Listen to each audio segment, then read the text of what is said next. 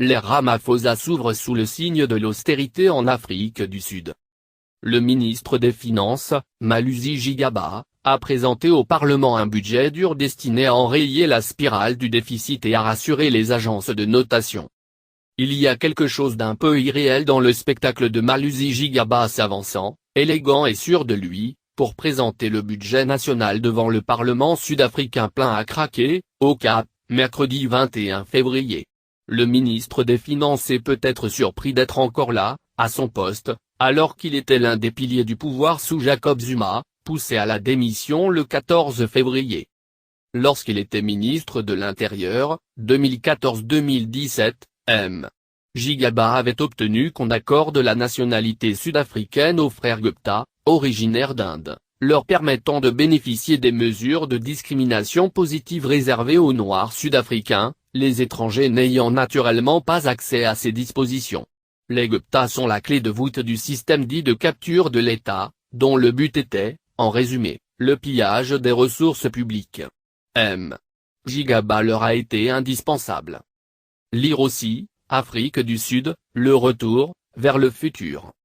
En tant que ministre des Entreprises publiques, 2009-2014, aussi, Malusi Gigaba a rendu bien des services aux frères Gupta, aujourd'hui en fuite, pour le contrôle de ces structures occupant une place centrale dans cette capture de l'État, selon la trahison des promesses, comment l'Afrique du Sud a été pillée, une enquête fouillée réalisée par des professeurs d'université qui conclut à l'existence d'un coup d'État sans bruit en Afrique du Sud. Même s'il n'a jamais été démontré qu'M.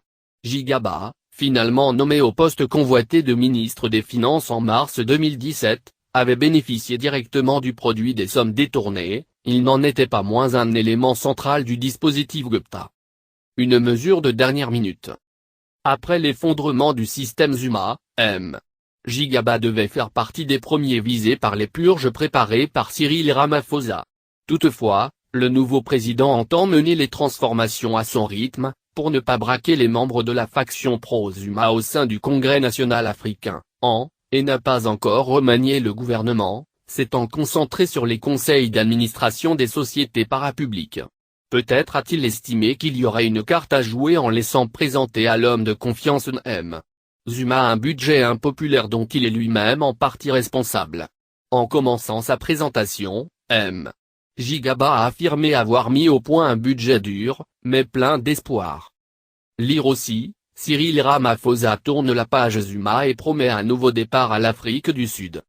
Il y a lieu de s'interroger sur le genre d'espoir auquel il fait allusion.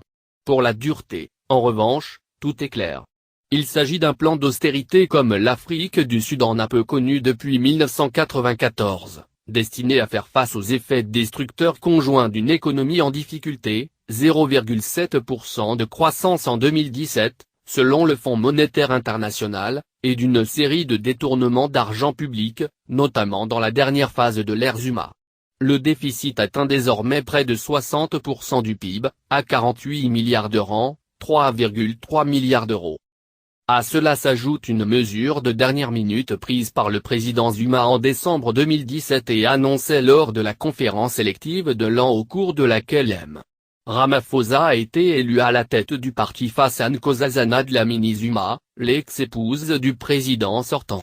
Cette mesure, c'est la gratuité des études universitaires pour les étudiants issus de familles pauvres, moins de 24 000 € de revenus par an. Elle devrait coûter l'équivalent de 4 milliards d'euros les 3 premières années. Tout ça n'était que du baratin. Comment financer ce déficit et comment relancer l'économie de l'Afrique du Sud pour lutter contre le chômage, qui touche 25% de la population et plus de la moitié des jeunes noirs? À cette question, le ministre des Finances répond seulement par des mesures douloureuses. Pour la première fois depuis 1994, le taux de la TVA est relevé, atteignant 15%. Une nouvelle taxe est instaurée sur le carburant, ainsi que sur les cigarettes et sur l'alcool, jusqu'à 10%. La taxation de certains revenus sera aussi relevée. Lire aussi, en Afrique du Sud, la délicate purge d'un État rongé par la corruption. Il va être difficile d'expliquer à la population l'inflation qui va en découler, malgré certains garde-fous destinés à fixer le prix de denrées de base, farine de maïs, haricots secs. Relever la TVA, C'est exactement la mesure que les deux partis d'opposition, l'Alliance démocratique, DA, et les combattants économiques pour la liberté, F, avaient déclaré considérer comme une rupture de confiance alors qu'ils avaient, depuis l'arrivée au pouvoir de M.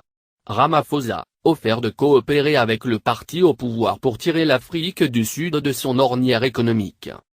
La COSATU, centrale syndicale dont M.